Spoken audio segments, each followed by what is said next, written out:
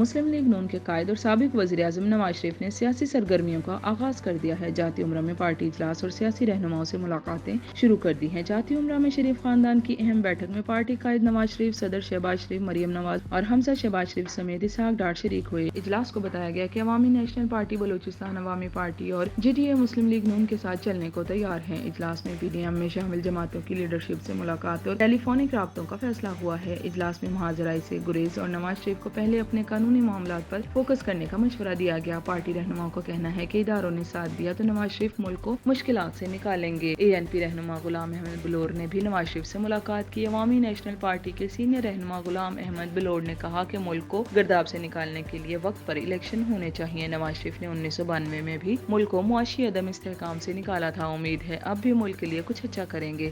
اگر اداروں نے نواز شریف کا ساتھ دیا تو نواز شریف ملک کو ترقی کی راہ پر گامزن کر سکیں گے۔ جاتی امرہ رائے گڑھ میں میڈیا سے گفتگو کرتے ہوئے غلام احمد بلور نے کہا کہ نواز شریف نے جیل میں بہت کڑا وقت گزارا۔ ملک کی معاشی صورتحال بہتر کرنے کے لیے نواز شریف تدبر رکھتے ہیں۔ الیکشن ہو تو جو کوئی بھی اقتدار میں آتا ہے وہ تمام اداروں کو ساتھ لے کر بیٹھے گا۔ انہوں نے کہا کہ چین، بھارت سمیت چاروں اطراف کے ممالک ترقی کی جانب گامزن ہیں اور ہم تنزلی کی طرف جا رہے ہیں۔ اگر ملک کی تمام ادارے نواز شریف کا ساتھ دیں تو وہ ملک کو مشکلات سے باہر نکال لیں گے۔ بلوچستان عوامی پارٹی نے آئندہ الیکشن میں مسلم لیگ نون کے ساتھ چلنے کا اعلان کر دیا ہے۔ ترجمان بلوچستان عوامی پارٹی سینیٹر کوہدہ بابر نے اپنے بیان میں کہا ہے کہ نون لیگ کے اتحادی تھے، مستقبل میں بھی ساتھ مل کر چلیں گے۔ انہوں نے کہا کہ نواز شریف کی وطن واپسی کا خیر مقدم کرتے ہیں۔ ان کی واپسی ملک کے لیے خوش آئند ہے۔ ملک سیاسی و معاشی استحکام کی طرف بڑھے گا۔